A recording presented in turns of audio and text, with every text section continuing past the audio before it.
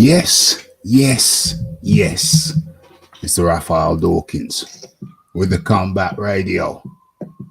And we are live. At least I think we're live. I hope we're live. Pretty sure we're live. Okay. So how are we going to do this? Un momento, mommy, slow your tempo. Let's get the thumbnail up and present. Let's do that. Boom, boom, boom. Okay. So what's happening here? What's happening here? Free Bomac. Free the man them. Yeah. We're going to get into that. I think first. I'm going to get into that first because it's breaking news. It's terrible news. Terrible news.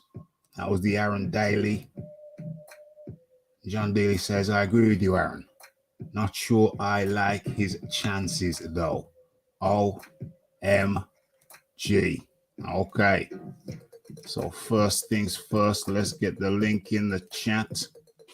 That's there.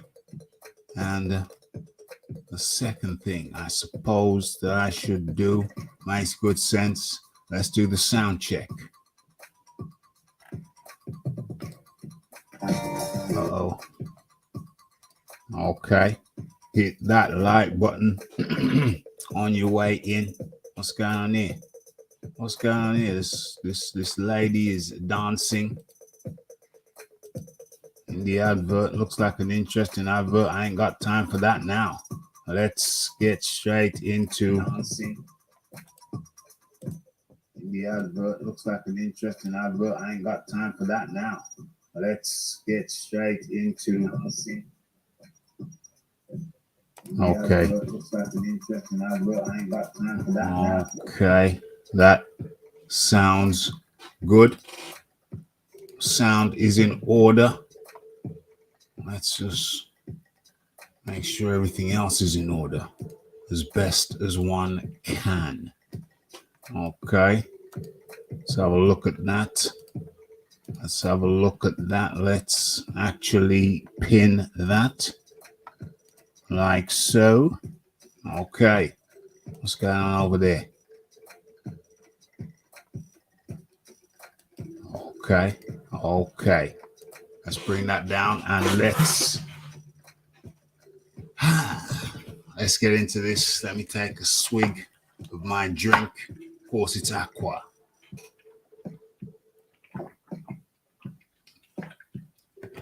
Okay. Let's get this up. Let's share. Stop sharing that. Start sharing this. Boom. Boom. Boom. Okay. Can you see that? Let's get it bigger. Okay.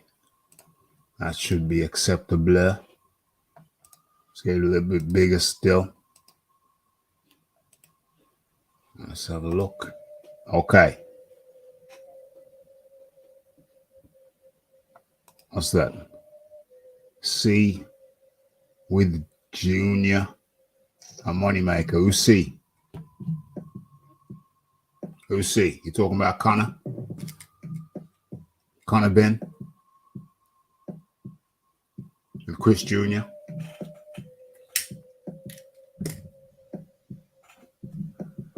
Moneymaker? Okay. Let's go. Let's get into this. So,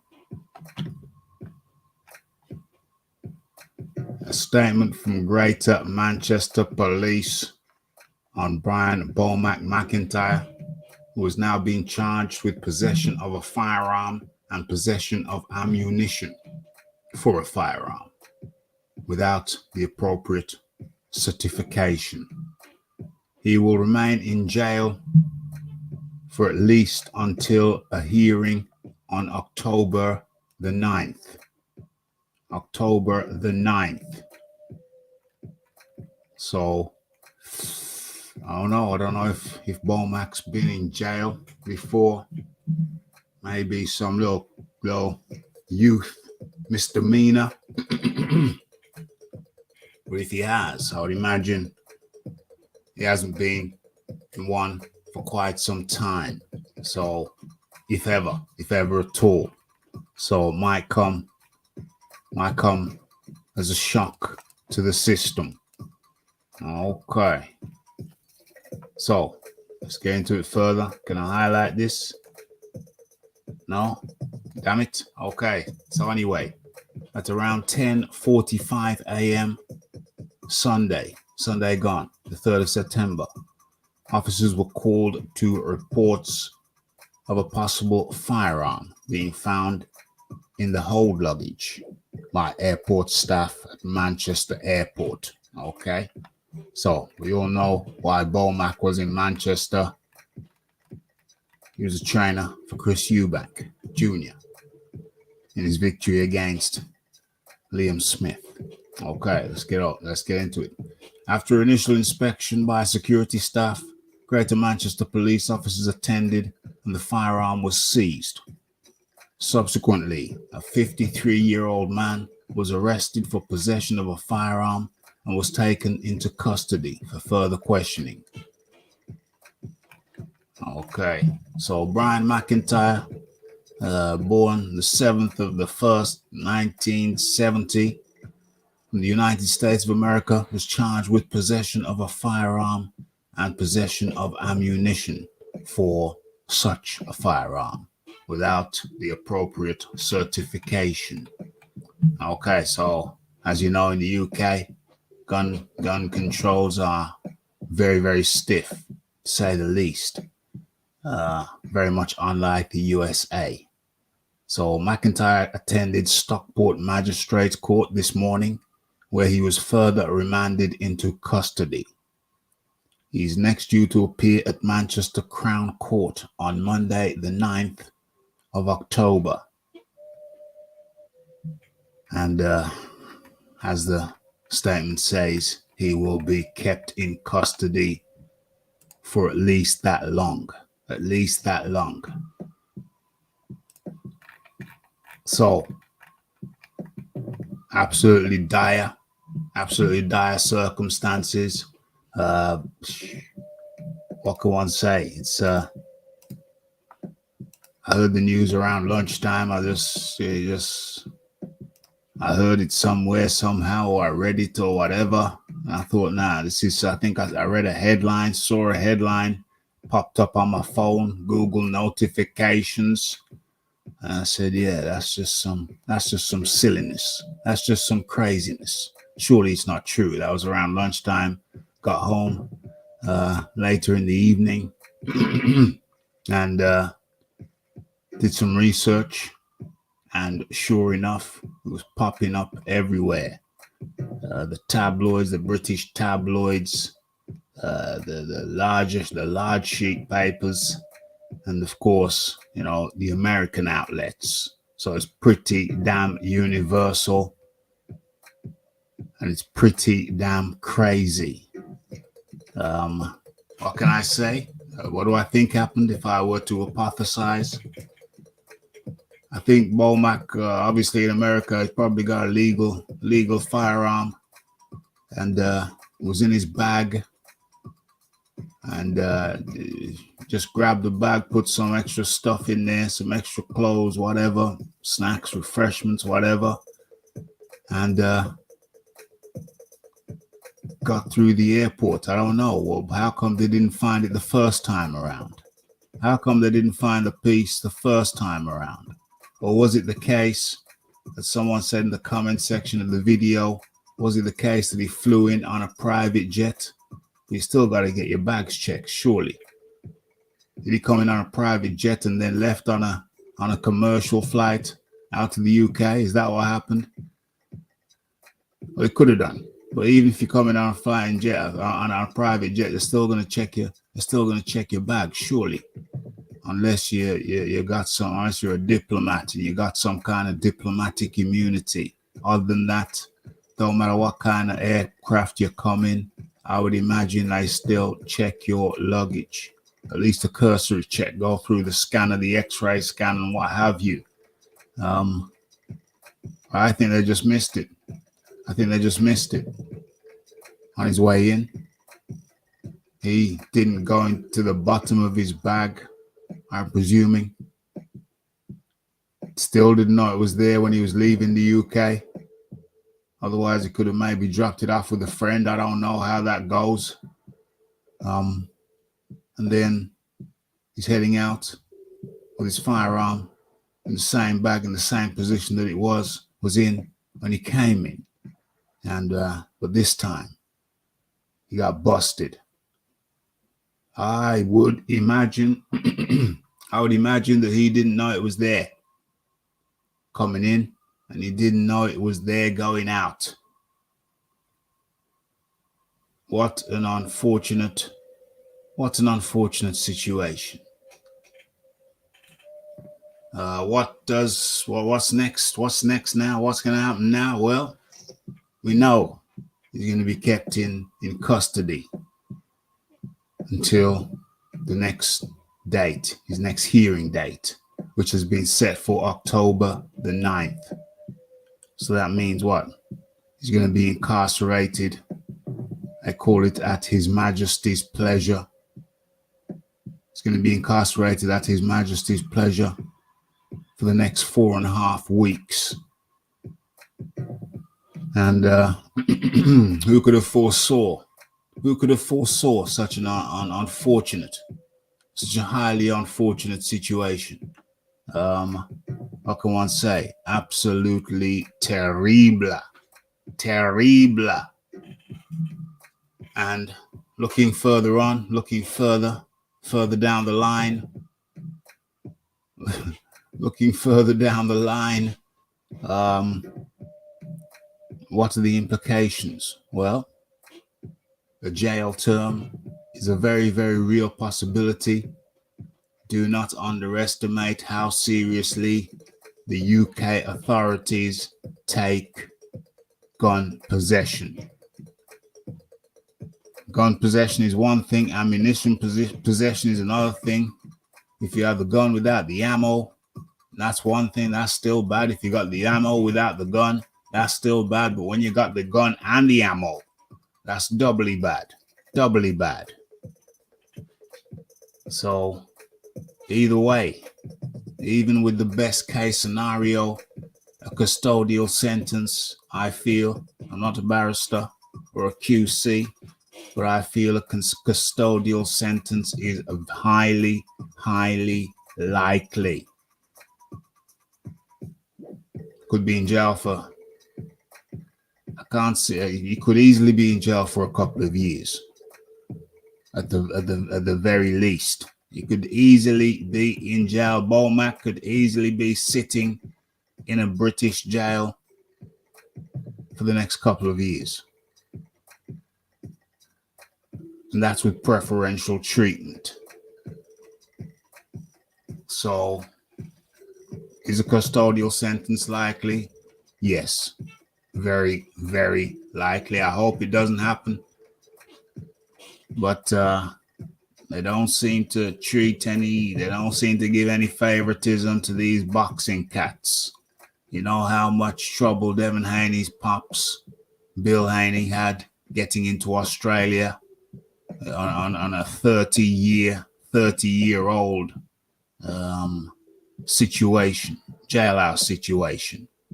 After 30 years, they were still giving the guy jip, still giving him trouble. So that was in Australia. In the UK, very strict also. Not that strict though, that's ridiculous. That's ridiculous. Chris with a lisp. Chris. Indeed. Womack on remand at Strange Ways. Is he in Strange Ways? Strange Ways is Strange Ways ain't the sweetest of jails. OMG. Could be a jury trial. If it goes to jury, I would hope that the jury would be sympathetic, empathetic to his plight. I've heard of entertainers, music artists making similar mistake, going to the airport with something they shouldn't have in the bag. I've heard Joe Rogan talk about it. I don't know if he's talking about himself or some other comedian who went to the airport and forgot that they had some Mexican herbs in the bottom of their bag. Totally forgot about it. So it's not unusual. It's not unheard of for Americans to be flying from one state to the next, artists, and forgetting they have something which is legal in one state because they got the paperwork for it, including the Mexican herbs. You can have the paper for it in one state. You can be flying to a state where it is illegal.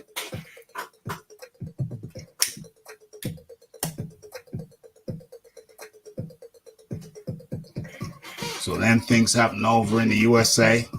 Deontay Wilder, he had a situation where he was driving, doing some work out in LA, training out in LA, and he had his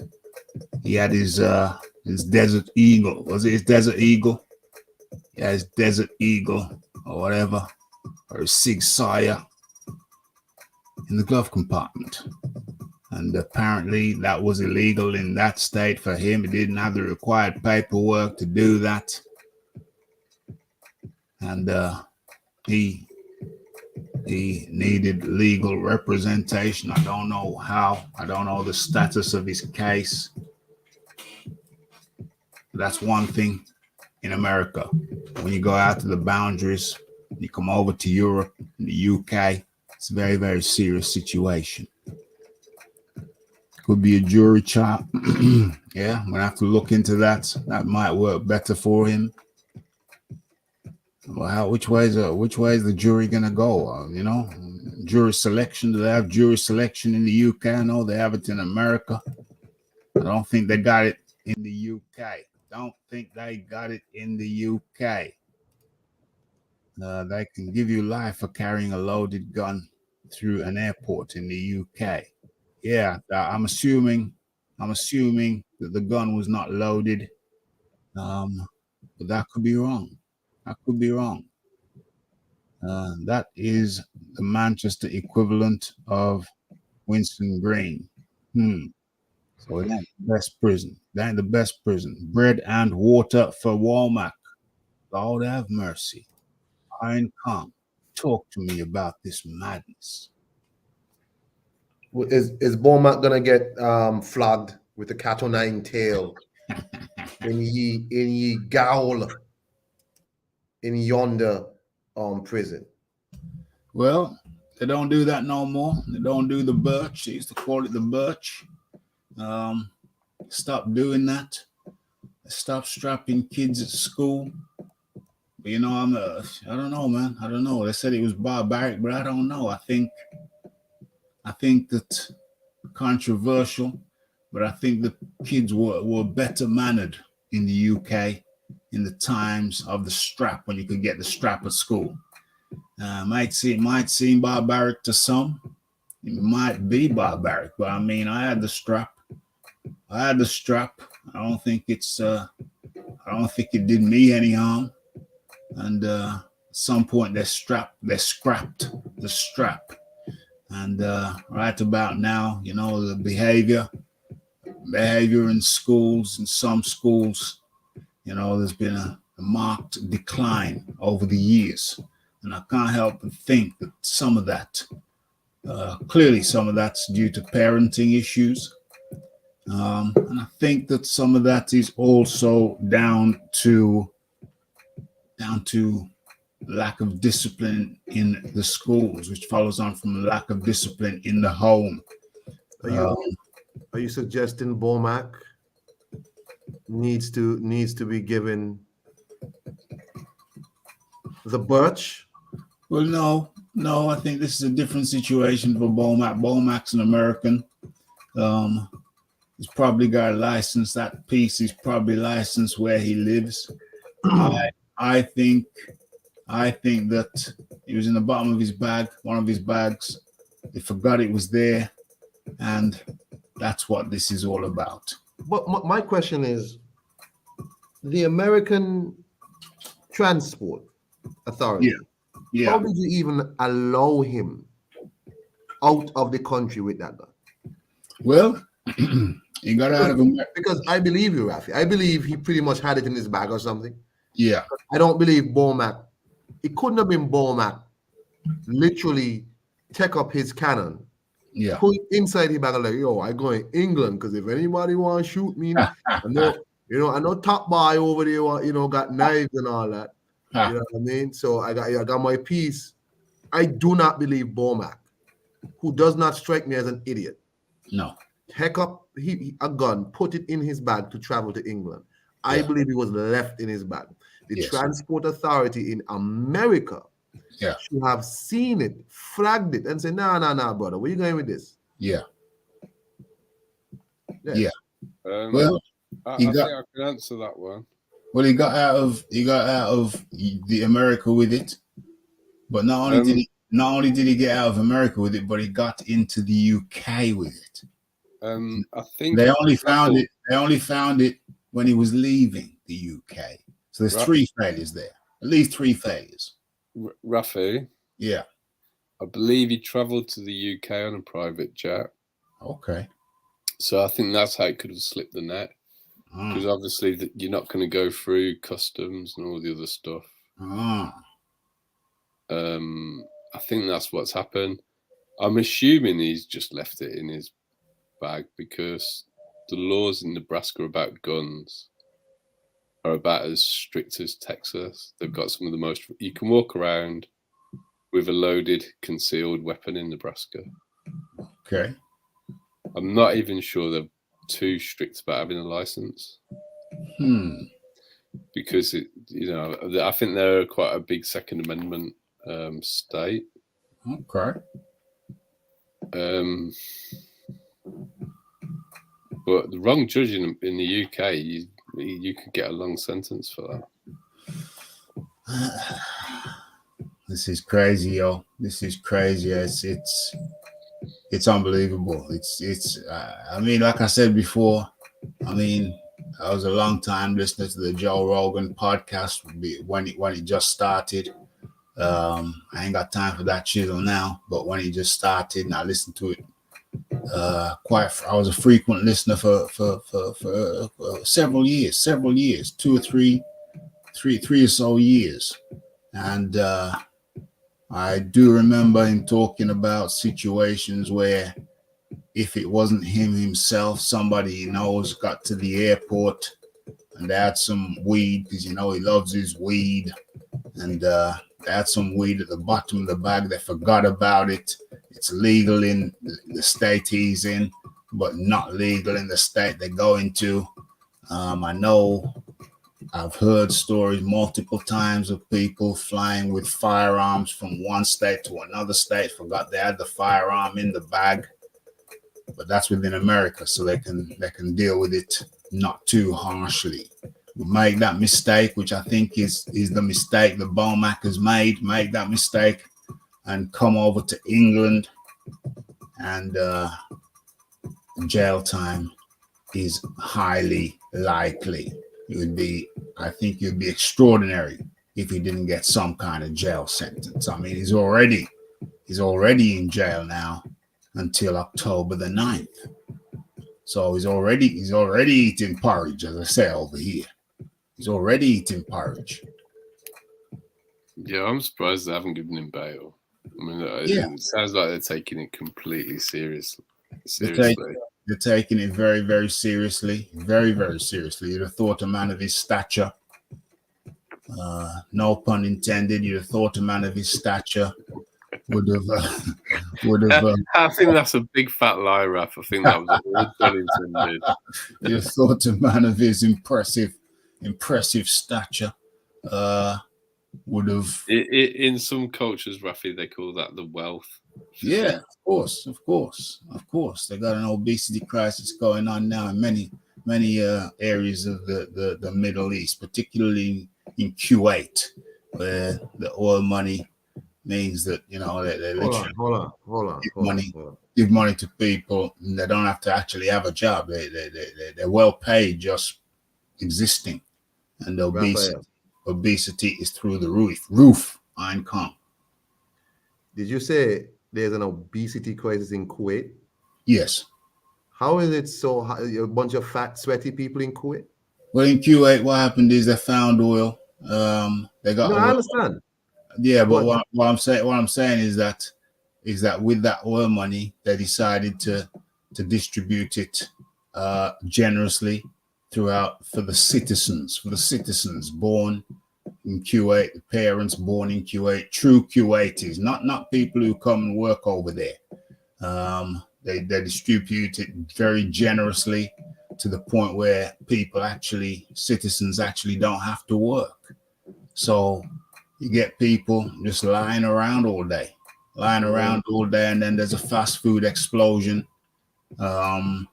So drive-throughs, they're driving their cars, their luxury cars to the drive-in, and they sit in their cars. They have the food brought to them, fast food, plenty of it brought to them. They eat it in the car, then they drive away in the car, and the only steps they really need to take is from the car to their air-conditioned homes. So they just wobble from their Mercedes, wobble into their air-conditioned houses. Yeah, I see. To be weighted hand and foot by foreign by some migrant worker who they flog. Yes.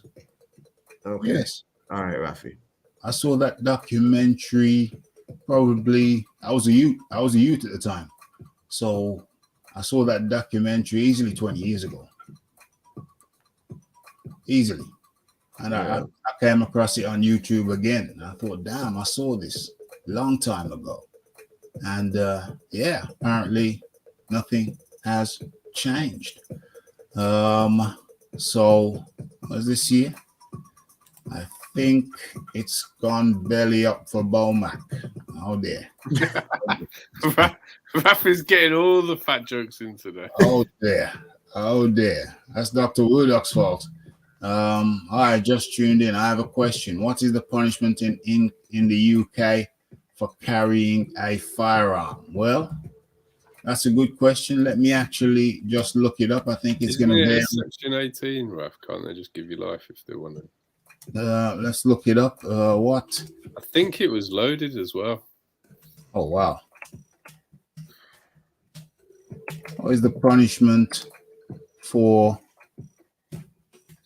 I mean, I think one of the things the Americans might not understand is handguns are completely illegal in the UK. You're not allowed to own one under any circumstances. Yeah.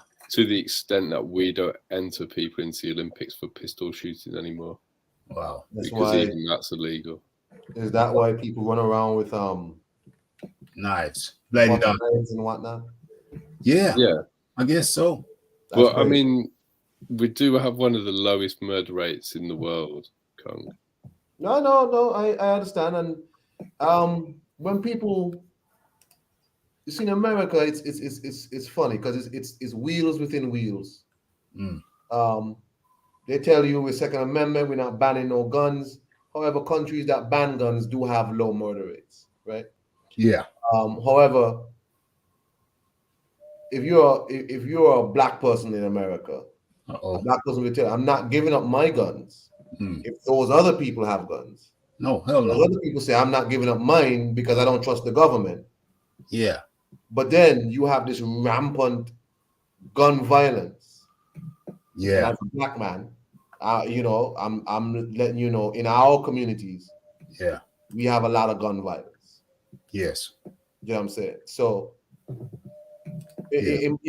for me, because for me, I'm not this big proponent of guns, but in America, there's a lot of mistrust of everybody else, and it's just really strange because there's a lot of crazy people in America roaming about, and guns have protected people. So.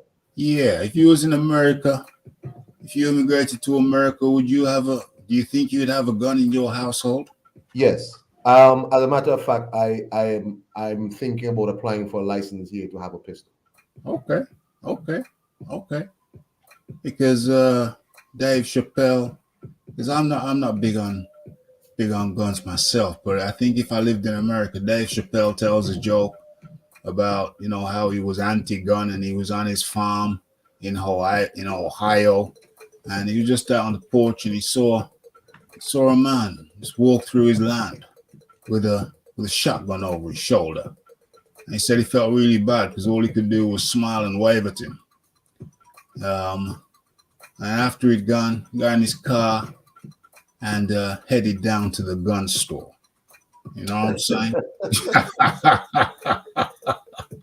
Headed down to the gun store and he talked to the firearm shop owner, and they discussed what kind of shotgun was good and what kind of buckshot was optimal. He got armed. He got armed. I think if you live in an armed society, there's no way in hell that I'd want to be without my peace. I want my peace to keep the peace. You know what I mean? But then on the flip side, they say a home with a gun in it is a more dangerous home than one without it. I mean, it swings and roundabouts. People can get hurt, kids can pick it up if it's not locked away properly, mess about, point it at somebody, kill them. So, there's that aspect. You just keep it, you lock it up safely in a gun safe. The trouble with that, Raf, is if it's all locked up. Yeah, and you need it fast. Yeah, it's not there. Yeah. I mean, I had, what year was it? It was about 2015. I and my ex seriously thought about emigrating to America. Mm. And this whole issue was the main reason that we decided against it. Yeah. Because for me, the biggest thing is the police walk around with guns there. That's crazy. And they don't here. Yeah. And obviously, we're quite aware of what happens to a lot of people while they're driving their cars in America. If they're deemed to be a black person by the police. Yeah. And that's how my son would be treated in America. Mm-hmm. And I didn't really think it was fair to do it to him. No. It's, I mean, he might face discrimination here, but he isn't likely to get shot by the police. Highly unlikely. As a matter of fact, Kong, an old fella who came from St. Kitts, Big Pitt, they call him Big Pitt, an elderly guy now, but cricketer in his day, immigrated from St. Kitts to England, became a printer, and that was his trade throughout his life. And I think his daughter, she emigrated to America, and something like that. And her husband, he was a big guy, big black guy, big guy. He owned a gym. So, I guess he posed a very impressive figure. Anyway, he's driving in America. The police pop up, put the blue lights on him or something, then to get out of the car, and gets out the car and gets one in the chest, dead. He had nothing to do with whoever they were looking for, but that didn't stop him from perishing at the hands of the American police. Very, very dangerous place.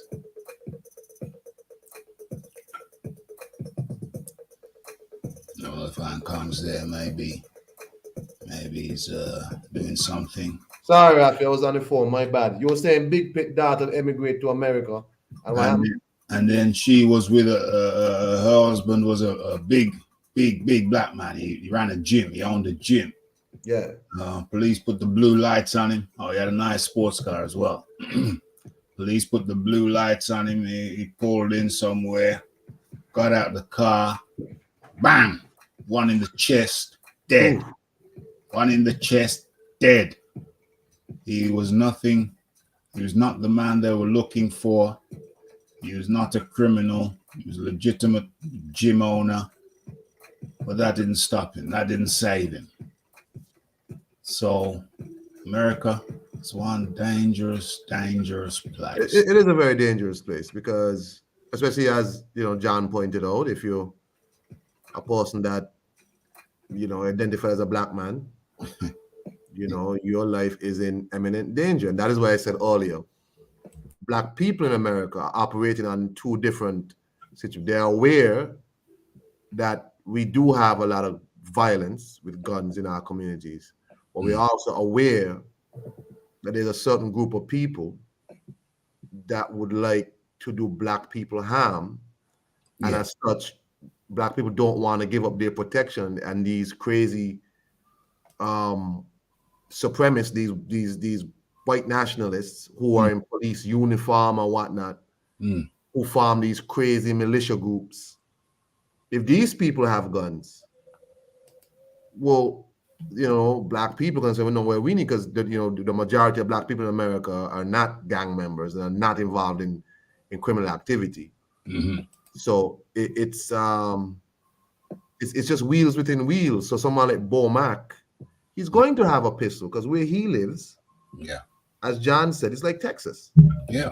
And he's gonna feel the need for protection from people that look like him and people that don't look like him who have pistols. Right.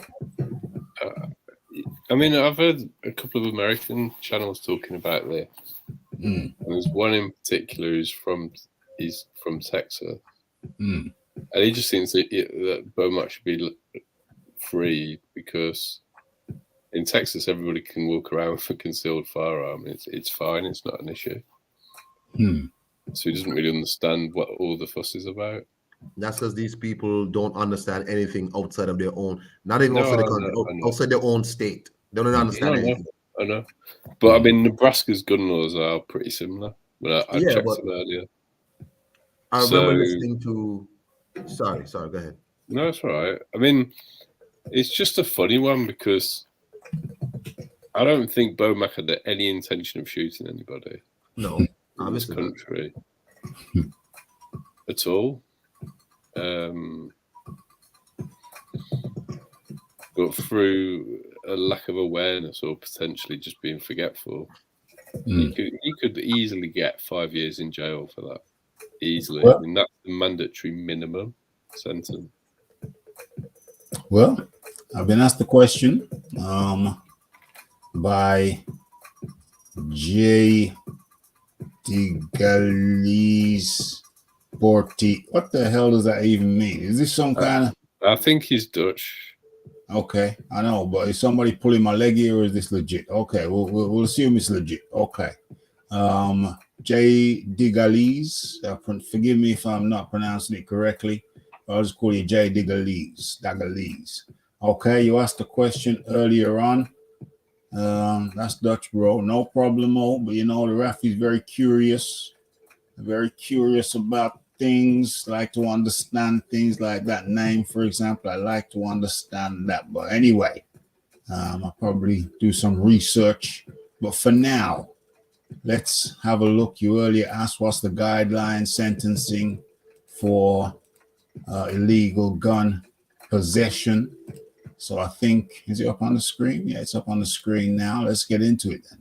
Oh, it translates to your daily dose of internet. Say that again. The daily dose. Is it at that? I come to the rescue. Excellent. I really wanted to know what the hell those words meant in English. Thank you very much.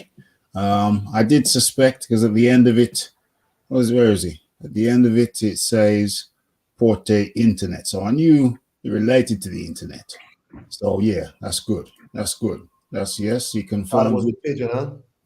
He confirms it. Sorry, I thought I was concerned it might have been the pigeon. I was concerned. I was concerned it might have been the pigeon. For the pigeon. It's a bit sophisticated, but I wouldn't put it past him. I actually didn't know pigeon was banned. But anyway, I don't know. He's not banned. He's not banned. He's not banned. He's just wary that he's masquerading as someone else. He hasn't been around for a while. I might have cut him a little bit short last time, and I don't know if I hurt the pigeon's feelings. But pigeon, if I hurt your feelings, please don't feel that way. Just spread your wings and fly, my friend. Spread your wings and fly. Okay, but you're not banned, pigeon. You're not banned. But anyway, the question was asked by the Daily Dose of Internet. 5 years. The mandatory minimum sentence for an offense related to possession of an illegal firearm is 5 years imprisonment for anyone aged 21 and over. So Terence Crawford could be looking Terence Crawford could be in the market for a new trainer.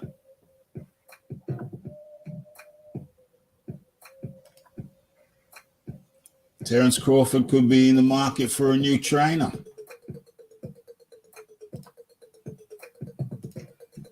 I mean, if he gets 5 years, then Terence is going to be retired before 5 years is up. I highly doubt that. I think they'll work something out, some sort of I hope so. I hope so, Kong, but I'm not confident. The embassy or something that will step in or something. That's I you know, as long as no malicious intent. The trouble with that is, at the moment, there's quite a few people that have been extradited to America for what are considered criminal offences in America that were committed here, and we sent them to America as well. And they've pursued people for some things that aren't even illegal here. So the fact that he is on remand and they're not even seeing his case for a month is worrying. They haven't released him on bail. I don't know that he is in Strange Ways prison, but it is the assumption that I've made, because if this had happened in Birmingham, they would put you in Vincent Green. That's crazy. Until you appeared in front of the court. So even no malicious intent discovered, even no... There's absolutely no... So if I personally had a firearm that was a handgun, I'd go to jail for 5 years. Doesn't matter. That's the minimum sentence. They can put you in for longer if they want to. Come. You gotta oil up. You gotta oil it. You gotta put it in some freezer bags and bury it in the moat. Bury it in the moat. Raphael. Put it in some freezer bags, several freezer bags. After you've oiled it thoroughly, bury it in the moat. Canal's the best place for it, Raph. Well, I don't have access to a canal. Are you sure? I don't. Well, not on my property, no. But we're supposed to believe you've got a moat. Well, you can be an unbeliever if you so wish.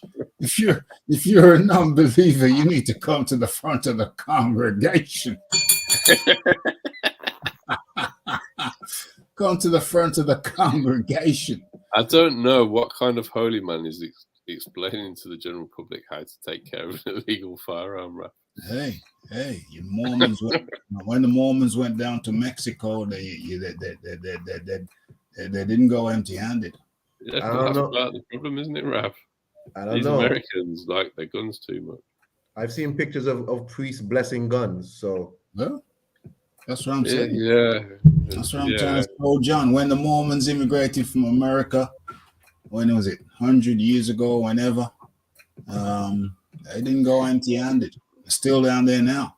It does make me question their understanding of scripture if they think that you can go around and not be a pacifist, to be honest. But anyway. Well, you know, there's lots of defense, there's lots of wars, in the Bible. Lots of wars. Well, it depends. Like, if you're of Jewish faith, there's no issue. If you follow the New Testament, then I think it's pretty clear. Yeah. Well, there's two books, John. There's two books. There's the No, I'm aware of both books, Ralph. Yeah. I'm not sure I've told you this before, but my degree's in history and theology.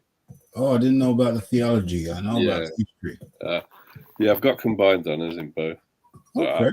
I might know a little bit about it. Okay. I don't know if I believe that, but John, I can send you a picture of the certificate if you want. I've got I can send you a picture of my moat. I can send you a picture of my moat. Rafi's in his feelings about his moat. I can say, Rafi, I didn't mean to insult you. I'm very proud of the moat, John. I didn't mean to insult you. I'm very proud of the moat. Took a lot of hard work. It took a lot of hard work, and it took a lot of tender loving care. tender loving care, mate. Tender loving So care. I'm sure it's the most magnificent moat in Warsaw. Well, we can't discuss. I can't disclose the location of the moat for security reasons. But there you have it. It sounds like security is pretty well covered off with the moat, right? Well, big on security around here. Big on security around here. Just that's why you have to oil the gun and put it in freezer packs. Just like Bomac, big on security. Big on security. But yeah, 5 years is the minimum. So and the fact they've remanded him and they're not even hearing it for a month as well. So it looks like there's gonna Bomac's gonna have to talk to his American embassy, because to get out of this situation it's gonna take some political meetings over there in Nebraska. I think they're good in Nebraska. I think they're good with the political people in Nebraska. They put Nebraska on the map with Terrence, with Bud Crawford's success. They put Nebraska on the map. They are going to have to talk to Terrence Crawford's going to have to talk to his councilman. They're going to have to, his congressman. They're going to have to raise it at the highest levels, because for Bomac to get out of this one, it's going to take political moves. I don't think a slick lawyer, slick QC alone is going to get him out of this pickle. It's going to take political moves from Nebraska to Congress. This is perhaps the best trainer in the world right now. He made a mistake. He's over in the UK and he's facing a 5-year minimum mandatory sentence. We need to get some political movement on this. You started in the free Bomac campaign, right? Sorry? It sounds like you're starting a free Bomac. Yeah. I mean, I'm in. I'm all in. I don't want him to go to jail. I'm all in. I think it was a mistake. Being very pessimistic, but I think it was a mistake. It happens. I know of it happening before this. I know it happens interstate in America. What's different about this is the man flew out of the country. That puts a whole different complexion on the matter. Yeah, I mean, I don't even think you need a license to own a firearm in Nebraska. I think you can walk around with it in concealed as well. So this means that Chris Eubank Jr. should find a new trainer. We'll have to find a new trainer. Hey, it's very likely that might come to that. I hope this gets taken care of.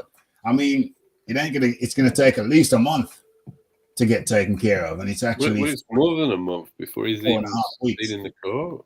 It's 4.5 weeks before he gets into court. So the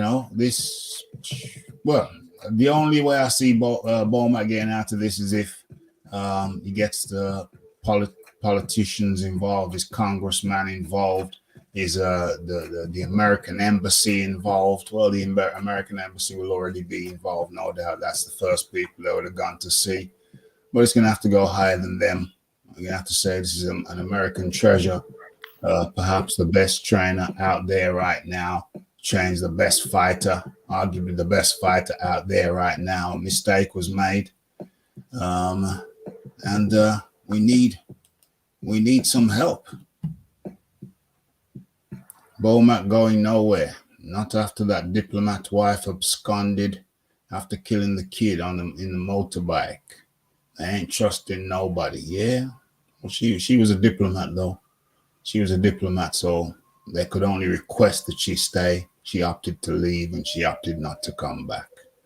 That's a lady who was driving on the wrong side of the road, mowed down a kid, killed him, hopped on a flight, got the hell out of Dodge. She was a diplomat's wife, so she was covered by diplomatic immunity also. But Beaumac can't do that. But I think that's why they've remanded him, because he's considered a high flight risk.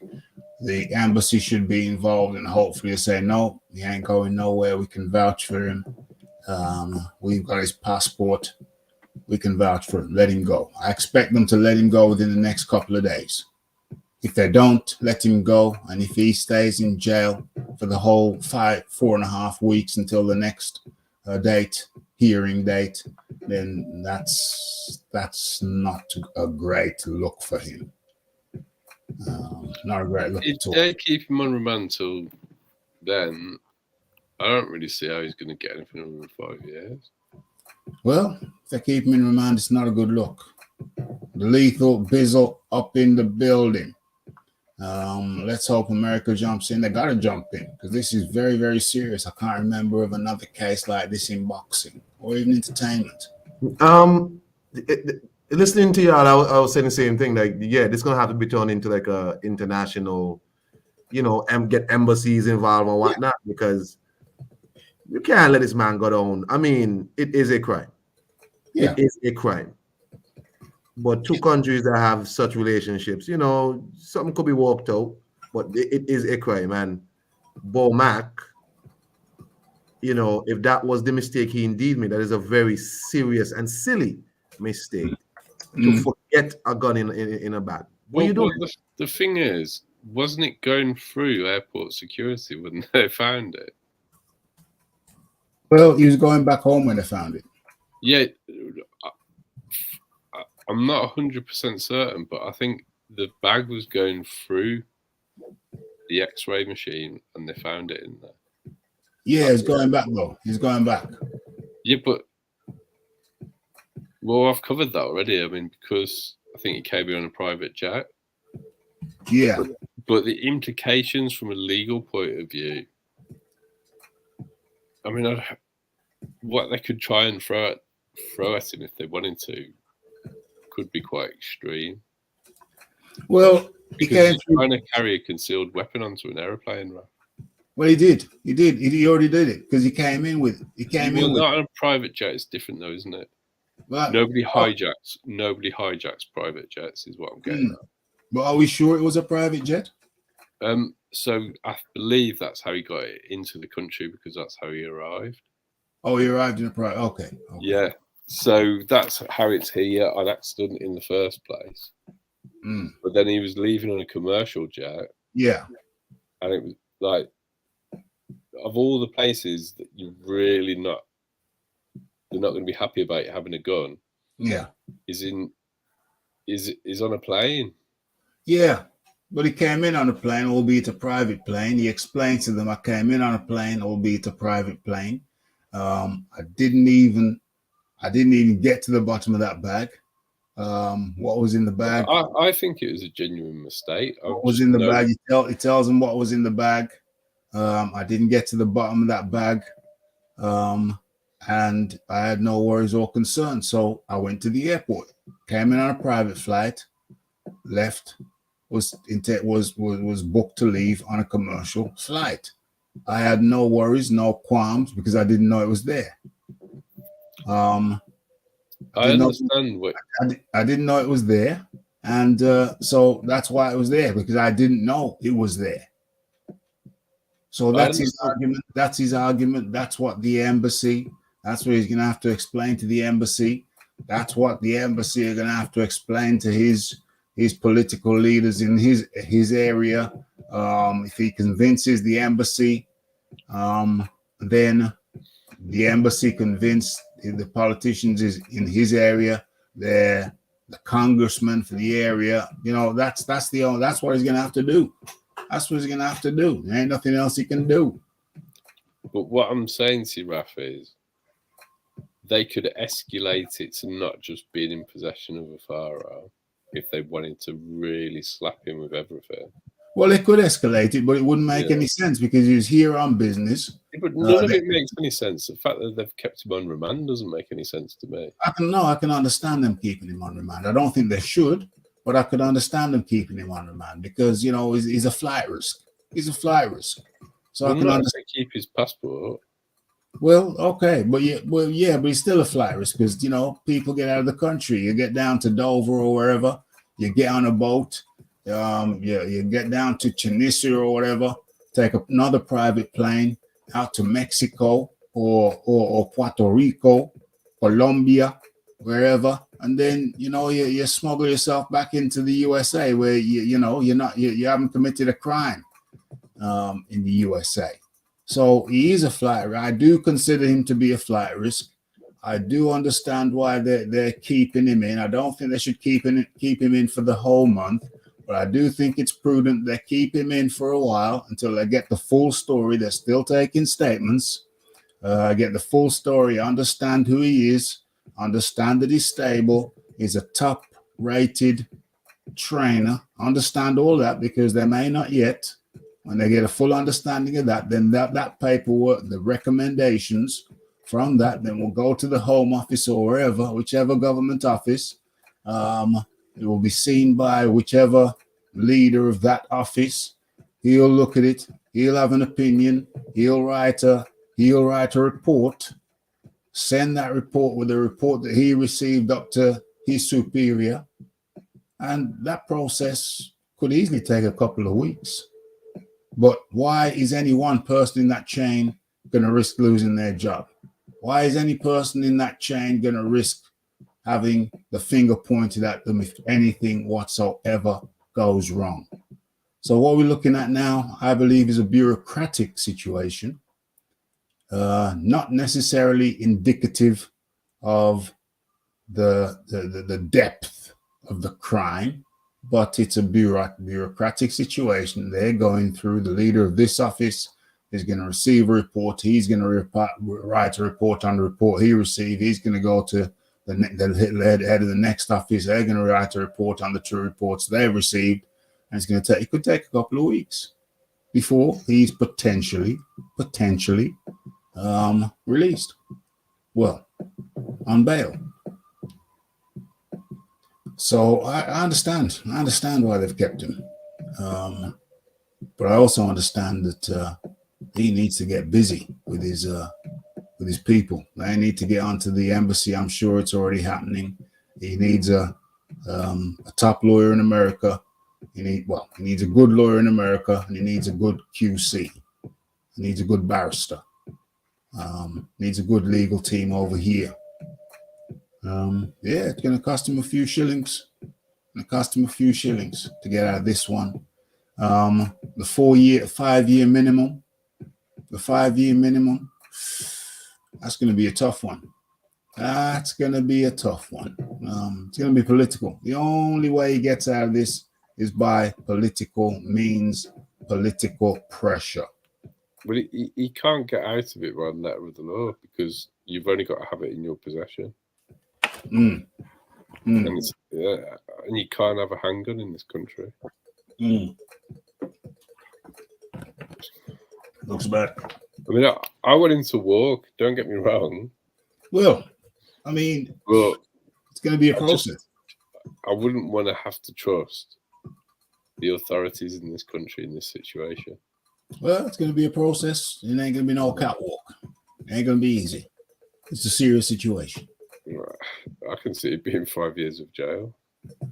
I don't think he's going to sit in the jail for 5 years. No. You get out in 2.5 anyway. Yeah. But I can see him getting that sentence. It's possible. It's the mandatory. He should get that sentence according to the law books. But, well, I mean, he hasn't.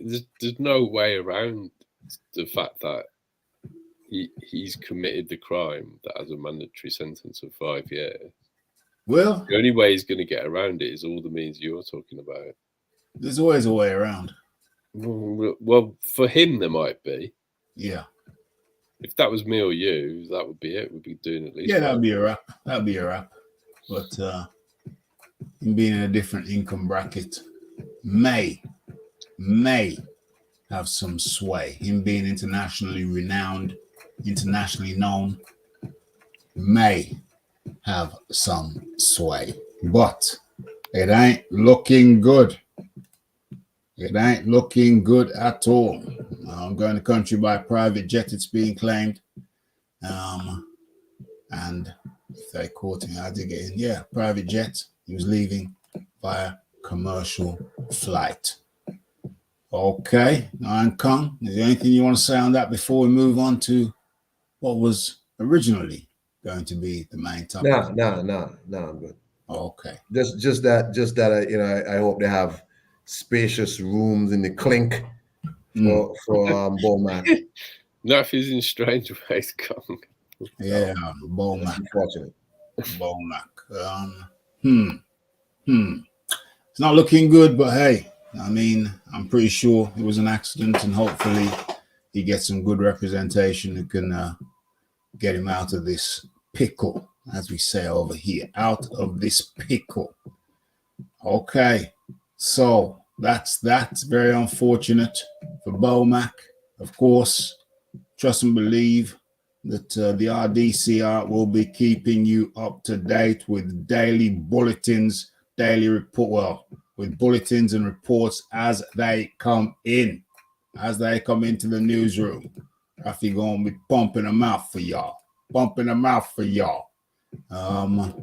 Okay, so let us move on to what was originally the centerpiece of the show, and I guess, but it's not really now. Bomac done, taken some of the, what's this here? What am I trying to do? Some of the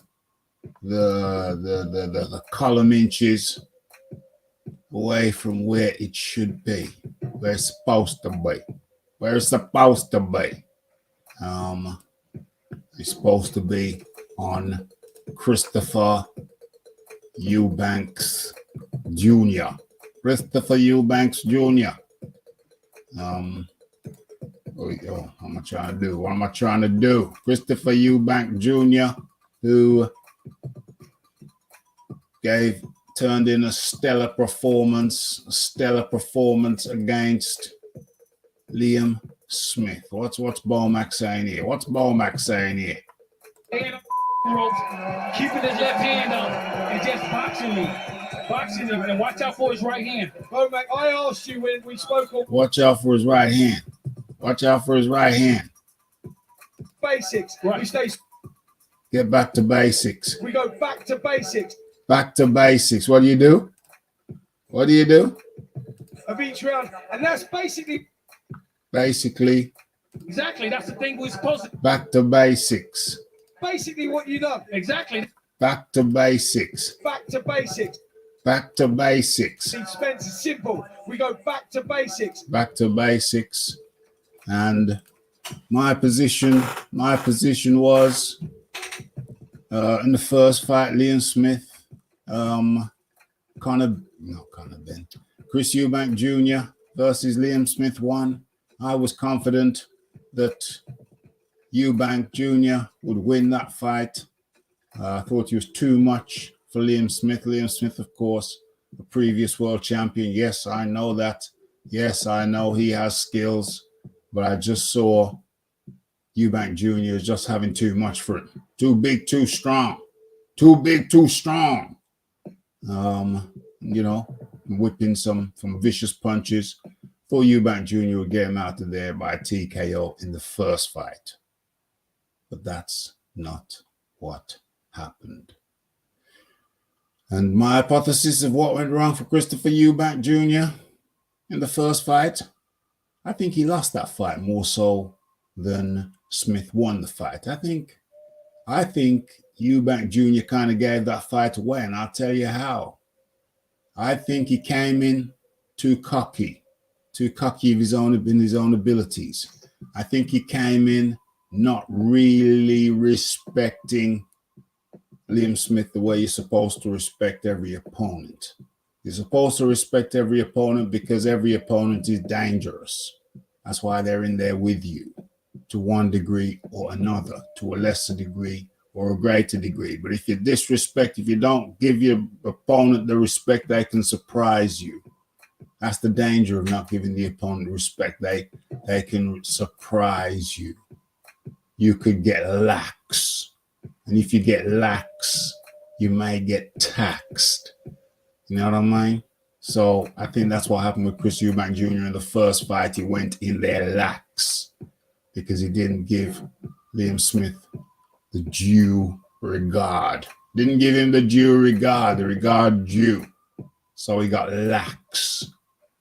So he could just go in there and freestyle and be loose like a long-necked goose. Wrong. I think that's why he got beat. This time around, he went in there with monk-like focus. Monk-like focus. Actually kept his hands up. Did some grappling early doors. Closed the distance and wrestled Liam. So he couldn't wing anything in. No winging. And as the fight progressed, Christopher Eubank Jr. got with his jab, wasn't trying to Roy Jones it, kept his hands relatively high, and performed to a high level. And it was the basics.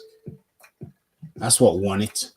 I always say it. I always talk about it. It's the basics. It's the fundamentals. Get your basic fundamentals right, and you're on solid ground. It's simple. We go back to basics. If you get your basics right, you're on solid ground. And I think what we saw from Christopher Eubank Jr.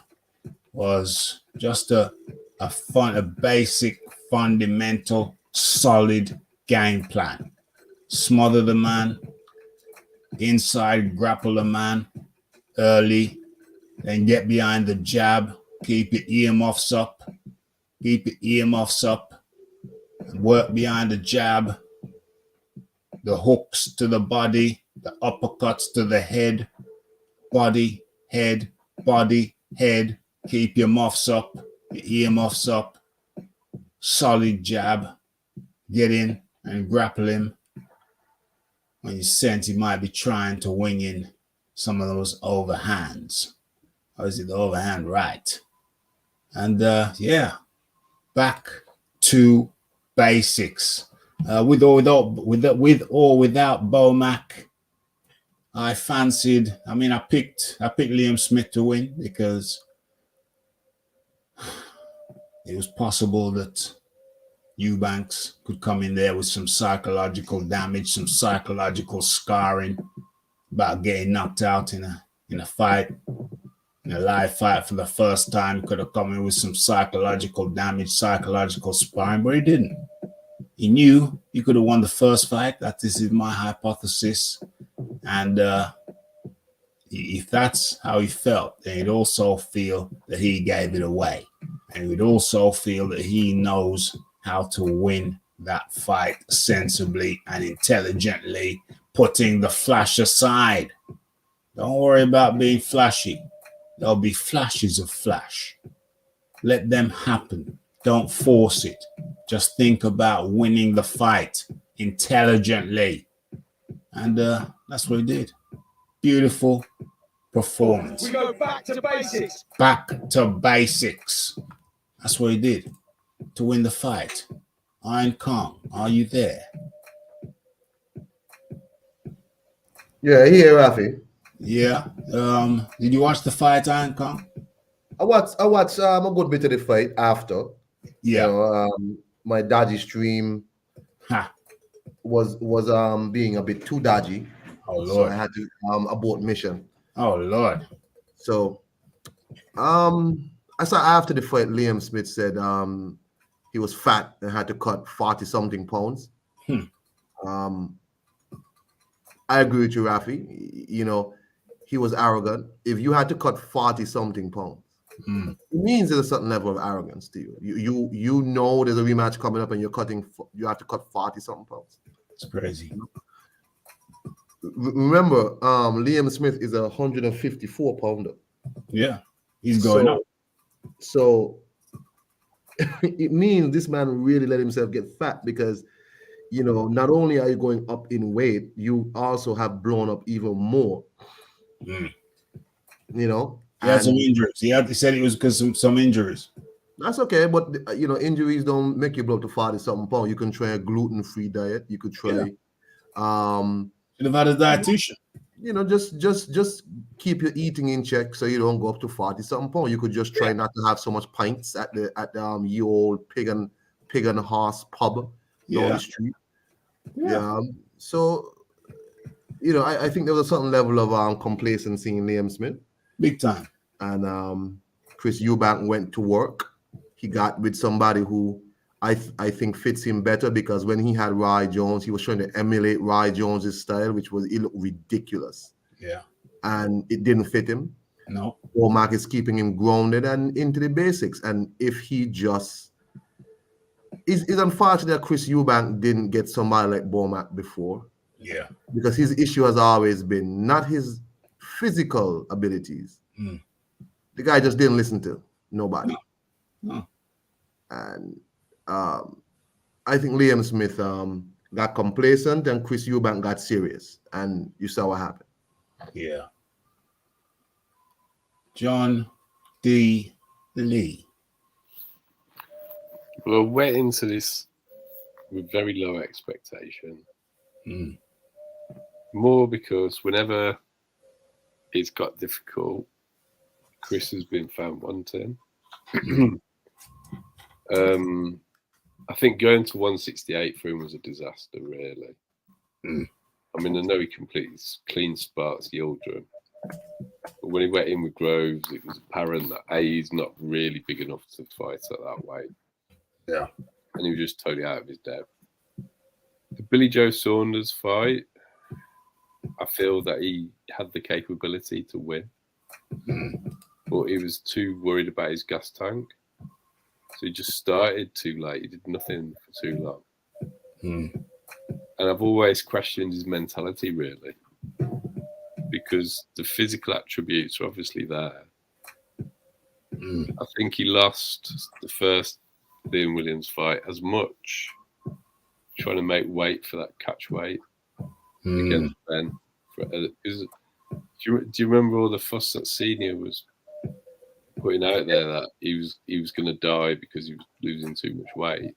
Yeah. I think he really was struggling to get down to whatever what was that catch weight at, 155 or 157? I can't remember, but it's something around there. So I think that had also taken something out of him. Mm. And he was actually winning the fight until he got clocked with whatever he got clocked with. Yeah, a lot of people don't remember that. He was winning the fight. Yeah. And on top of that, if you cut weight the wrong way or you deplete yourself, your punch resistance goes down. Mm. People think that chins are this constant, that something you're born with or you're not born with, and it's just not true. It's true to a point. If you listen to Leonard talking about his long periods of time out of the ring when he was getting back in the ring, yeah, he had to train himself to be able to take a punch again. Oh, yeah. And Leonard's known for having a pretty good chin. Yeah. So it's not the constant everybody thinks it is. So I think whether it was an illegal elbow or not, yeah, that knockout probably when Chris lost had more to do with weight than what I think Beefy's come out with in the press conference, to be frank. I think it did Chris good losing, because now we've actually been reminded about what he can do. Mm-hmm. But the call outs that he called out have concerned me, that he's not really interested in boxing anyway, and that he just wants some big money fights. Well, and if he fights Conor Ben, I mean, I expect that to be a massacre. Conor's just too small. Yeah, it's too small. He's got absolutely no business in the ring with Eubank at all. Yeah, he shouldn't fight Eubank right now. Not now. No. Yeah, but Hearn wants it. Eubank called him out. Conor Ben was talking really greasy, saying Eubank didn't look very good and he'd fight him at 160. So in a way, I kind of want Conor to go up and get taught his lesson. Conor Ben, as you said, Conor Ben needs a good flogging because this is a young man who, in my opinion, I call him a gimmick fighter. He's done absolutely nothing.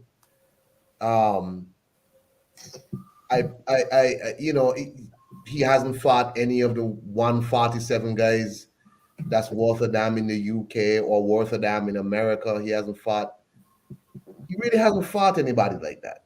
You know what I mean? He's still a young fighter though. Still, yeah, I hear you. Still in the building phase. Still in the building. For how Conor talks. Yeah. And for how people want to like Hearn and them. I mean, Eddie Hearn wants a big pay-per-view for the zone because whether you like it or not, this fight gonna be crazy. You know what I mean? It's gonna be big. Yeah, it's gonna be massive. Right? It will be massive. So Hearn wants a big money-making event. He wants a big one. So this is what that's gonna be. But Conor Ben is a gimmick fighter. He has, as John said, he has no business up at 160. He's not even big at 147. Right? He hasn't shown me that he could actually fight someone, if the person gives resistance. He hasn't shown that. He's a guy who's blasted people out. He's had his way. But what happens when somebody says no? Somebody says, no, you're not going to bully me. And somebody says, no, you're not going to just be able to just do what you want. What happens then? So we don't know what Conor Ben really is. And I think, as John said, if he fights Chris Eubank at 160, he's going to get a good beating because he's going to be a fat, short man trying to wing punches in there. Well, there's a high chance he's going to lose his speed. Of course. And there's nothing. I mean, I'm not sure Conor's faster than Chris anyway.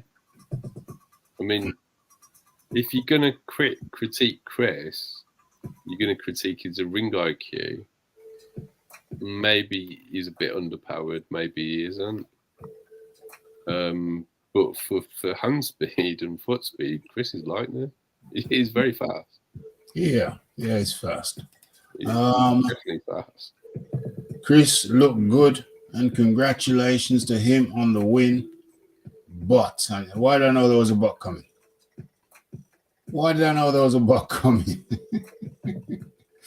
But Beefy looked like a shell of himself. Something was not right. Yo, I tell you what I think, big boys. I tell you why I think he looked like a shell of himself. Edge note up in the building. Hit the link and jump on in. It's pinned.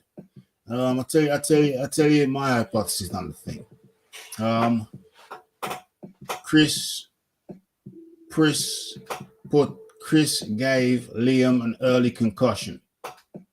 That's my hypothesis. Chris gave Liam an early concussion. I think he was in the second round, and Liam was never the same since. Well, Raf. Liam was never the same after that concussion in the second. I'm just telling you. Rafi, I'm gonna get off. I gotta get out. I gotta leave my office. Hey, Iron Kong, I appreciate it. That's the Iron Kong 26 over there, our Caribbean representative in St. Kitts. Much appreciation. I'll give you my hypothesis. So, Smith got an early concussion, but Smith was talking hella greasy. I didn't listen to much of the back and forth, but it's my understanding that Liam was talking hella greasy. How come I knocked you out then? Hey, I'm going to knock you out the same way I knocked you out. I'm going to knock you out this time the same way I knocked you out the first time. You got no chance. I heard Liam was talking greasy. His team were talking greasy. I saw a video of him just before the fight. Apparently, he went out and, you had Coogie Bear. He had Coogie Bear with him. So I've never seen that. I've never seen a fighter who's headlining go out like that and just chilling with the fans and signing autographs and doing this and doing that just before the fight. Are you that comfortable? And, Liam was there with his turkey teeth grin, turkey teeth smile. his turkey teeth smile, and he go, yeah, what can you do? I got this in the bag. What can you do? I knocked him out before. I'm going to knock him out again. You know what I mean? It's only going to take one shot. And so the man was talking hella greasy. And then after the fight, what is this? It's it was me weight. Oh, it was me knee. Oh, it was me ankle. It was this, it was that, it was the shepherd's pie. Somebody poisoned my shepherd's pie before the fight. No, I'm not having it. The geezer pressed for the fight. Eubank said he was going elsewhere. Why do you favor? Well, I favored Eubank over Beefy. I predicted Eubank would beat Beefy in the first fight. And then in the second fight, I predicted that Beefy would stop Eubank in the latter rounds, somewhere around round 10, but I got that wrong. And my reasoning for that was not because I think Beefy's a better fighter. Might be a better boxer, but he ain't a better fighter. The reason why I picked Beefy in the second fight was because I thought there might be some psychological scarring. I thought Eubank might have suffered some psychological scarring about getting knocked out in a fight for the first time. But I was wrong. And what happened the second fight was just a better version of what I expected to happen in the first fight. I didn't expect Eubank to dominate him every single round like he did in this fight, but I did expect Eubank to have the upper hand as the better fighter, the tougher guy. Maybe marginally the heavier puncher, even though he may be underpowered at the weight. So yeah, I saw Eubank as the better fighter. So I had him winning the first fight, had him losing the second fight, predicted he would lose the second fight simply because I thought there might be some psychological scarring, but that clearly was not the case. What was this here? Eubank clinched too much for my liking. If I wanted to watch wrestling, then I would. Well, if you study the history of boxing, then it actually included wrestling. It included grappling. It even included throws. You could hip toss. You could hip toss your opponent when you go back into the origins of boxing. And he did that clinching for a reason. And hey, if we're talking about Kid Galahad type clinching, then I'd agree with you. But he didn't go through the Kid Galahad versus Warrington, that first fight. That was absolutely horrible. But that wasn't this. This was using clinching strategically and then getting on the jab. So that wasn't this. But let's say hello to Edge Note. Edge Note, how do you do? Hey, Raph. How's it going? Hey, everybody. I'm good, man. I'm good. How are you? What's happening? Hey, what's happening, man? Just putting out some videos out, you know what I mean? Just I got a lot to say about this Eubank. Yeah, man. Liam Smith, man. Talk to me. Like, look, at the end of the day, this was to be honest with you, I would not even say this is. I don't know. This might be a controversial opinion, but I don't think this performance was an upgrade from the first fight. The only difference from the first fight from this fight is that Liam Smith actually threw hands, and this fight he didn't actually throw hands. I think that's probably the only difference between the first fight and the second fight. Why didn't he throw? Look, I don't know. He may have been he said that he was weak. The weight from the injury took it out of him, and it showed. It showed in that fight. He was basically a punching bag for Chris Eubank to look good in, and that's basically what it was. Like there was no. He didn't even try. Like in the first fight, it was exactly the same.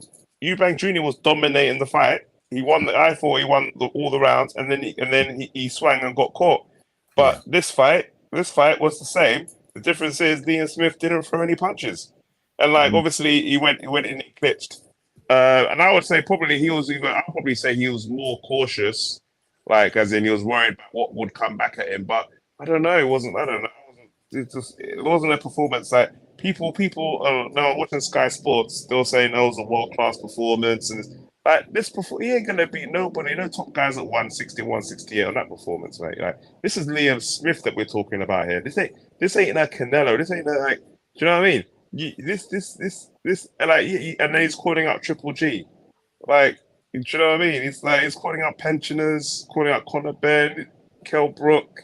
This guy ain't serious, man. This guy he's done, man. He's done out here. You know what I mean? He's done.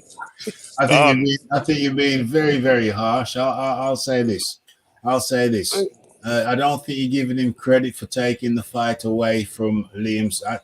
You say Liam Smith didn't do anything. I say he shot Liam Smith out. It was a shot out.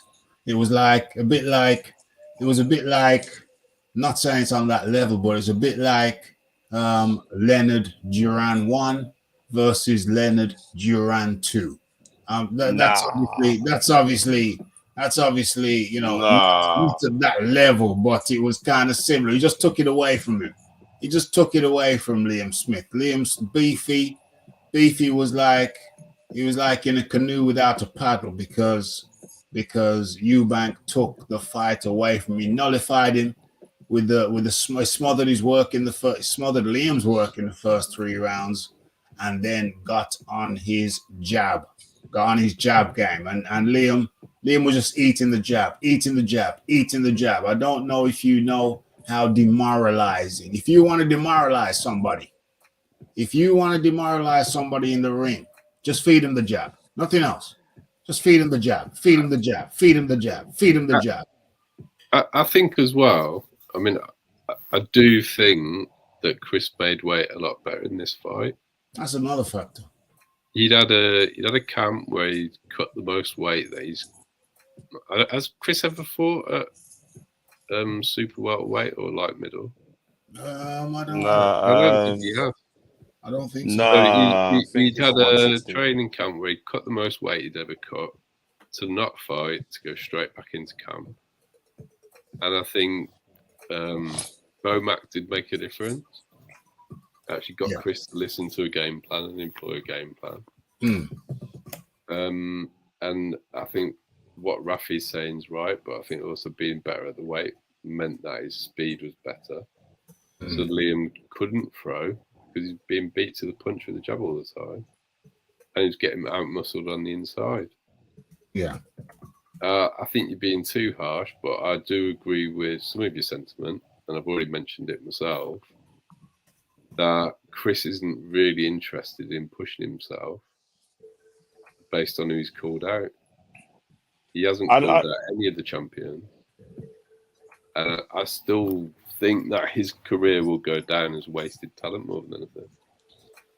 Like you have to keep it real here. Like he should have gone out here sooner. Like this is what I'm saying to you. If it was like I don't know about that. Beefy is known for being able to take a punch. Yeah, he can take but he was done. He was done. He admitted after the fight it was finished. He was done. He was there ripe for the taking. He wasn't throwing no punches back. He was nothing. Finisher. Huh? When has Chris ever been a good finisher? Yeah, no, but that's what I'm saying. Like he's with Bomac. Bomac is with Terence Crawford. Terence Crawford is one of the best finishers in the game. Yeah, but there's two things there. Like, no one is saying that we should be comparing Chris to the number one pound for pound boxer. You know, we're not saying. I'm not saying many of the boxers have been undisputed in 2 weight classes in the 4-belt era in the men's. Yeah, but we're not talking about comparison in regards to Terence Crawford in regards to ability. No, I'm not talking about in regards to ability. Yeah, I'm talking about in regards to finishing off opponents. Yeah, like he would 4 weeks. Finishing off opponents is not something that it takes years of training to do. Like when you see someone hurt, you don't get paid overtime. You get them out of there. That's not. You don't need years and years of training to learn how to finish somebody off when you see them hurt. Well, I mean, Chris Eubank Jr. is not a one-punch concussive knockout artist. He's an accumulation guy. Chris Eubank Jr. is an accumulation guy. He gets you out there with an if he does get you out there, he gets you out there with an accumulation of punches. He's not a one punch knockout guy. So he did what he does. I actually think that he wore his guy down. He wore his guy down. And the referee, I mean, I'm glad the referee stopped it. He stopped Beefy taking more punishment. He stopped Beefy taking more punishment. Those combinations that Chris throws and the amount of punches he tries to throw prevents him from taking people out. Those flurries aren't gonna get you a clean stoppage. Yeah, but he's not. Yeah, but it's very rare that you can see one shot knockout artists other than heavyweight division. Well, he's not a clinical finisher. He's not a clinical finisher. That's what I said. He's not. Yeah, that's what I'm referring to. No, he's not clinical in regards to you know. That's what I'm referring to. He doesn't have to be. But for him to become clinical, he would actually have to do it through skill and ring IQ, because those flurries prevent him from getting optimal power in his punches. And he's thrown so many punches so quickly, he's not thinking about how best to take his opponent out. He's just flurrying on them. Well, he did a big flurry. I think it was round 4. And then it was round 5. I actually think Chris could be a bit more clinical with the right coaching, is what I'm getting at. Well, he dropped Smith in the 4th round. Dropped him in the 4th round. Each of a punch. And then he came back in the 5th round with a mad flurry. Started it off with this crazy flurry, which was just mainly shots to the head, and I think most of them missed. The thing that he did most with that flurry is he drained his own energy bar. Yeah. He drained his own energy bar, and then once Smith survived that flurry, Chris was then compromised for the rest of that round because he drained his own energy bar. And I looked at that 30-punch combo, only a few of which landed properly. And I thought, what a silly thing to do. What you should have done is maybe 3-punch combos, body, head, body, and then change an angle, another 3-punch combo. If you want to go combo mad, okay, then do 3-punch combos, but pick your shots. Pick your shots. Don't just go haywire. And he went haywire. That's what his mistake was. He went haywire, compromised himself for the rest of the 5th round, and even part of the 6th. But he started to regroup in the 6th slowly, fully regrouped in the 7th, and that's when he was at his best. Because I think if they didn't tell him to pick to go to the body more, he realized he had to go to the body more. I would imagine they told him to go to the body more. And then when he went to the body, kill the body, the head will fall. So they got to ram that in his head. Don't go head hunting. The head is more elusive than the body. Kill the body and the head will fall. Also, they just need, I think it's probably too late, but for Chris to be a better finisher, I think a lot of it would come down to ring IQ, because I think he's got good enough power. If he concentrated more on trying to disguise his punches, set traps, be a bit more accurate with what he's throwing, then he'd catch his opponent with things that they weren't expecting and get them out. And that would come from coaching. So to suggest that it's not coachable doesn't really make any sense. Not sure. Is he too old? Probably. But the thing is, being a finisher is very much determined by your ring IQ and your skill level, particularly at middleweight. I disagree with that, because there are fighters that are not as technically skilled fighters who get people out of there when they see blood. Do you know what I mean? Is when you see like Chris Eubank Jr.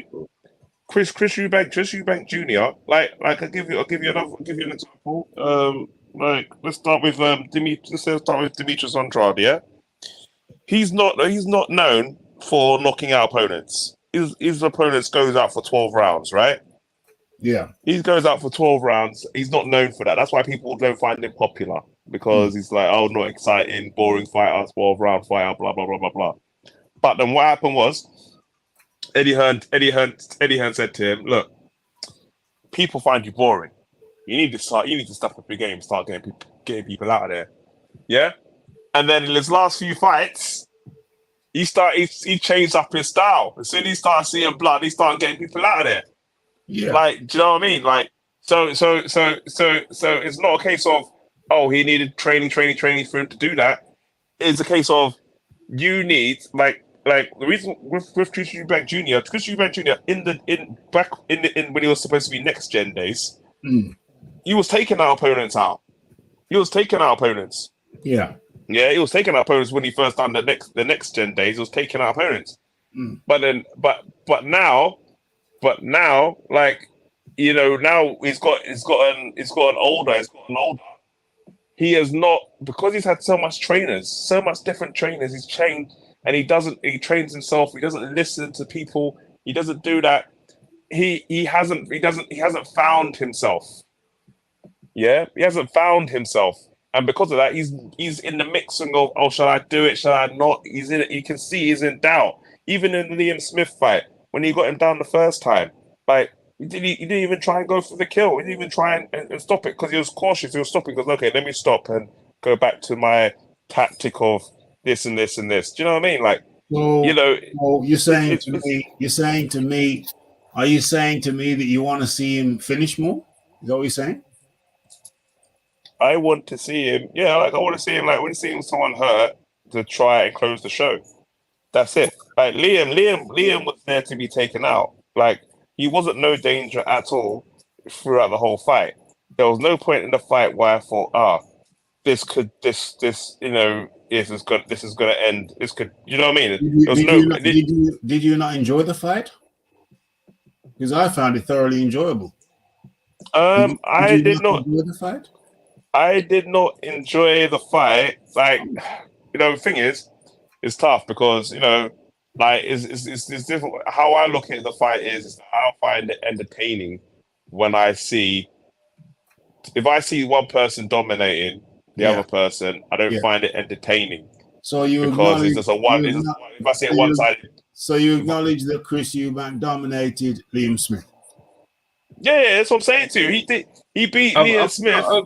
I've got to pull you up about your example as well, because in his last 6 fights, Andrade has had 3 decisions and 3 KO. And they're all TKOs. He's not a clean finisher. This was a TKO that could have been stopped sooner, really. Yeah, no, but I'm not saying Andrade put people to sleep and people not beating the count. That isn't happening. No, but like, yeah, but what the whole point is, like, his last 6 fights, 3 of them have gone the distance. Yeah, but like, but like he just said it himself. The last 3 fights, how many has gone the last 3 fights? He said 3 was in TKO and the other one went the distance. You look at his record prior to that. Do you know what I mean? Like, it's not really. Since Eddie. Yeah, because he's had knockouts prior to that as well. No, because like when he got signed with Eddie Hearn, when he signed with Eddie Hearn, he got his first fight. He was supposed to fight Billy Joe Saunders. Yeah, that went by drugs. It went by drugs. Yeah, so he went via decision. Then he had a couple of other fights. I think one other fight he got stopped in the 9th round, but that wasn't really that was a mercy. That was a mercy stoppage by the referee, but it wasn't like a pounding. Yeah. And then what happened was he had another fight, and then what was it? Demetrius Andrade went to the press conference. He went to Canelo. Canelo goes, you're a boring fighter. You're a boring fighter. You're a boring fighter. So then after that, Eddie Hearn had a chat with him and said, look, you need to start locking people. You need to start showing people why you deserve that Canelo fight. And then afterwards, he fought. What was it? He fought some Irish dude. Stopped him in 4 rounds. And then he fought another guy. I think he stopped him in 5 rounds after that. So this is what I'm saying to you. Like, his natural instinct is just to get the job done and go 12 rounds. That's his natural instinct. His natural instinct is not to try and go for the kill in the first 4 rounds. That's not Andrade's natural instinct. If you see his history, that's not what he does.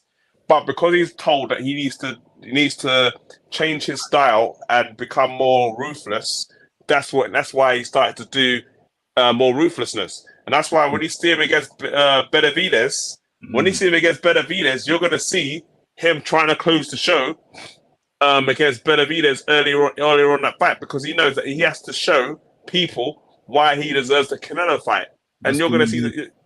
You're going to see the difference. You're misrepresenting Andre. Hold on. I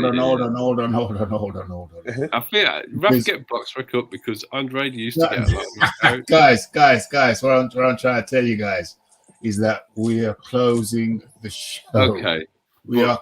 That's good. I think Edge Note is being a bit over the top with it. Well, it don't really matter. You know why? Because people get to hear.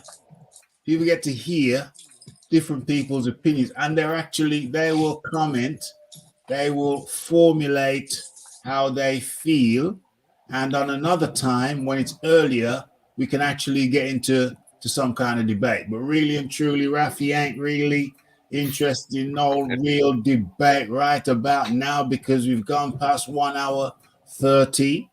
And 1 hour 30 is the magic hour at 1:46 now.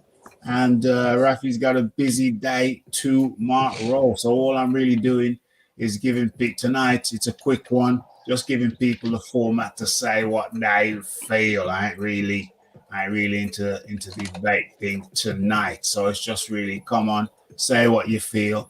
People in the chat, they can respond or not. It's entirely up to them.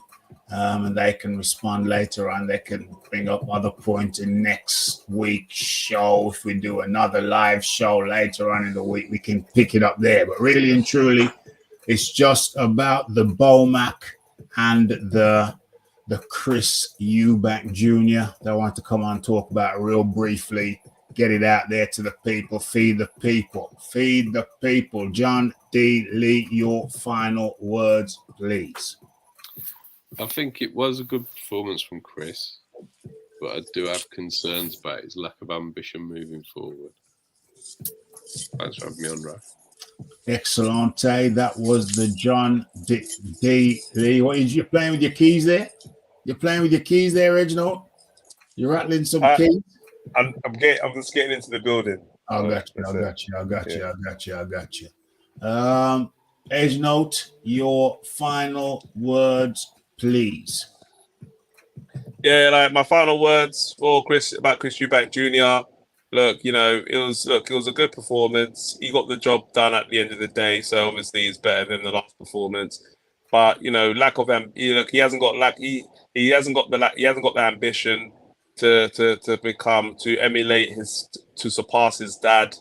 And he's just going to be a long line of sons of legendary fighters who failed to reach where they needed to go. Reginald, thank you very much for your contribution. Enjoy the rest of your day.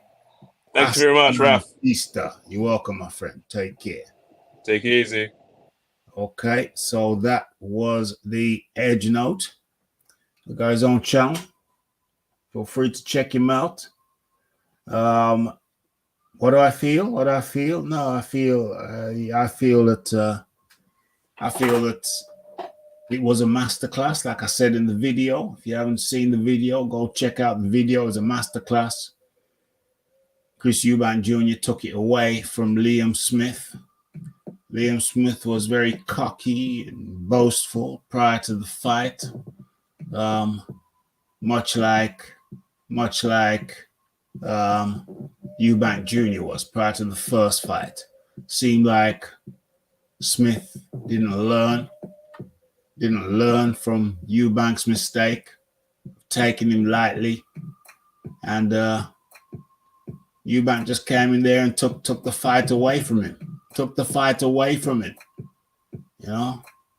Jab, clinch for the first 3 rounds. Jab, clinch, some hooks, and then by the fourth, really started to get behind that jab. And as the fight progressed, got behind the jab even more. The jab became more authoritative. The longer the fight went, the better the jab got. And like I said before, you really want to steal a man's soul, jab him, and jab him some more. Give him some more. That's what Chris Eubank did, took the fight away from him. Let's not forget the body work. Chris Eubank invested heavily in the body towards the latter part of the fight. I think he should have brought that in earlier when he did that 30-punch combo at the beginning of the 5th round, mainly to the head. Utterly ridiculous. How many more times have I got to say it? Kill the body and the head will fall. You know what I mean?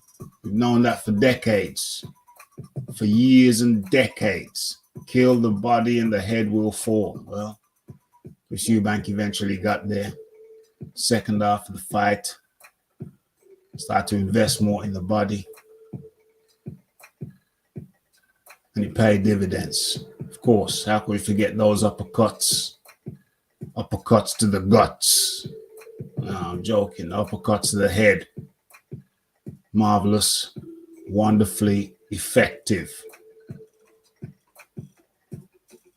Chris put on a clinic on that guy. And I have to say, I was supposed to go live, but at the last minute I thought, nah, let me just chill. Watch this with my feet up, and then by the 3rd round, I knew I'd made a big mistake. I should have gone live. The thing was exciting. To me. Highly entertaining, riveting. Who expected Christopher Eubank Jr. to turn the tables like that? Who expected that? Rosie Mason says, Eubank Jr. is the same as Conor Benn and Campbell Hatton. Wow. You're classing Eubank Jr. in the same ranking as Campbell Hatton? Wow. That's some low ranking right there. That's some low hanging fruit right there. OMG. And that's for Conor Benn.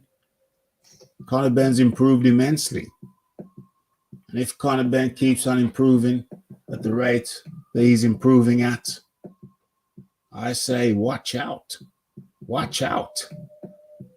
You know, I think you can expect big things from Conor Benn as long as he stays on the straight and narrow and he keeps his dedication. And he is dedicating to learning his craft. Of that, make no doubt. Shouldn't be any doubt. Shouldn't be in any doubt, Rosie. Barefaced nepotism, really? You think it's nepotism that got Smith knocked out? You think it's nepotism that got Algieri knocked out and them boys, them cats, Ben's been knocking out? I think Eubank Jr., had he listened earlier in his career, could easily be a legit world champion. Campbell Hatton, no. I'm saying never.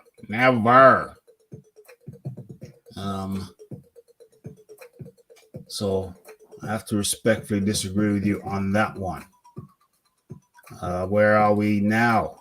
Nice one, Rafi. Panel, chat. Absolutely. Hit that like button. Hit that subscribe button. Hit that share button. Tell a friend to tell a friend to tell a friend. Well, what else we saying? Okay. So we covered the Bomac. And we covered Eubank v. Smith. If I go, there's a video out right now, by the way, where I cover the Bomac and the gun situation. So feel free to go over and check out the video. But in the meantime, like, subscribe, comment, share. And the only thing left for me to say is thanks for all the participants. Thanks for everybody who came up in the chat and smashed that like button. Thanks for everybody who jumped on the Iron Kong, the John Dealey, the Edge Note. There's nothing out of the three sons. Chris is the best by a long way and actually has talent, but not the application. Indeed. Indeed. So hit that like button, hit that subscribe button, hit that share button. Until next time, we are out. Blessed.